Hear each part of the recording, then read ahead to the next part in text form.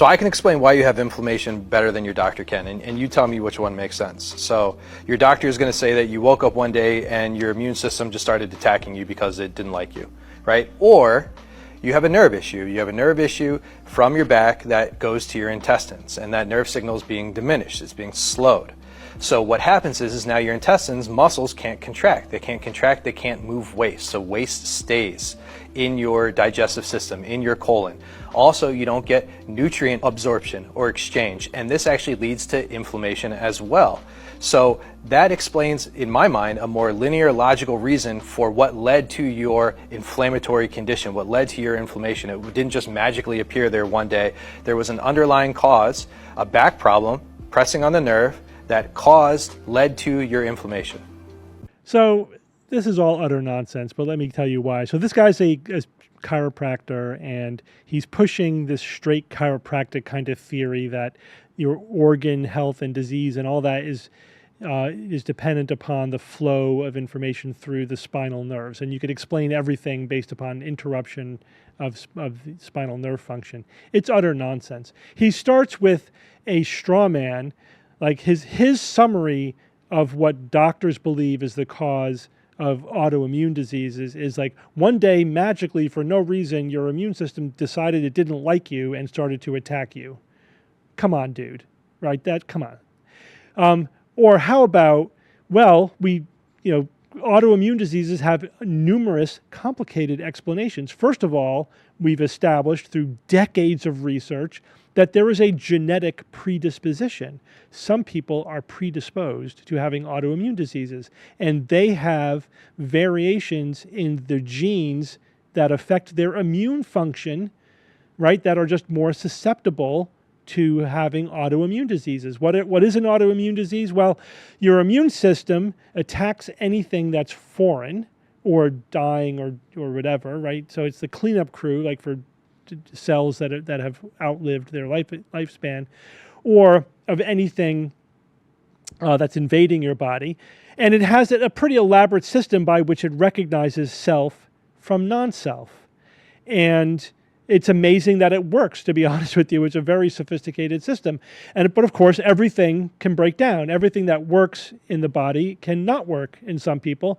And so in some people, the immune system can get confused and can confuse self with non-self and then launch an immune response against some type of tissue. So yes, there are predispositions for this to happen. Now, some people can trigger their autoimmune disease because they get an infection. And the infecting organism might have a protein on it, for example, that looks similar to a protein that your body makes. And your immune system gets activated against the invading protein and then says, oh, but it looks similar enough to this protein over here, so now we're going to start attacking this other protein, which unfortunately is a protein in your body, right? So we know, for example, that this is the cause of Guillain-Barré syndrome. You get an infection, and then 6 weeks later, your immune system attacks your nerves, the myelin on your nerves. We know that that's what's happening with Guillain-Barré syndrome. So we know that that's a possible mechanism of triggering autoimmune diseases. There may be other environmental triggers as well. If you have, your tissue has been damaged, for example, sometimes that exposes the immune system to the breakdown products of that tissue, which then causes an immune response against that tissue. So there's multiple things that could potentially cause it. Some combination of genetics and environmental triggers. So it's not some magical mystery that just suddenly happens. That's a complete straw man. What about his theory, his straight chiropractic theory, that it's a pinched nerve in your back causing your gut to slow down, and therefore it can't get nutrients and can't eliminate toxins? There's no evidence to support that whatsoever, and it doesn't even make sense when you think about it and you have some understanding of how the body actually works. So first of all, we know what happens when the autonomic nerve supply to your gastrointestinal system is interrupted, right? That does happen. It's called an autonomic neuropathy. And when that does happen, it manifests in certain ways. Not an autoimmune disease. That's not one of the ways that it manifests. It causes, for example, gastroparesis. It does slow down your stomach emptying. It can slow down your intestine. When that happens, you get constipation. You can get severe constipation if your GI motility is decreased. Your stomach may have delayed emptying, maybe even get blocked completely. So that's what happens when you interrupt the autonomic nerve, supply to your gastrointestinal system, not an autoimmune disease. His notion that it's caused by disruption in the absorption of nutrients, which is actually not disrupted by slowing down the intestinal flow, or elimination of toxins, also not something that happens when you slow down your intestinal flow. That is what's causing autoimmune disease. There's no evidence for that. He's making that up. He's just making it up because it fits his philosophy of everything's caused by pinched nerves. So again, just utter nonsense. Now, you could also ask the question, well, if you had a pinched nerve in your back, wouldn't you feel it? Wouldn't that be painful? And the answer is yes, it's very painful to have a pinched nerve.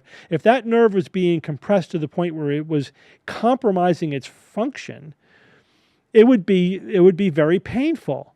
And also, those are kind of easy to see on imaging studies. Again, if it's compromised enough that it's not functioning or it has decreased functioning, those are not the hard things to diagnose, right? We're usually pretty good at diagnosing actual nerve damage.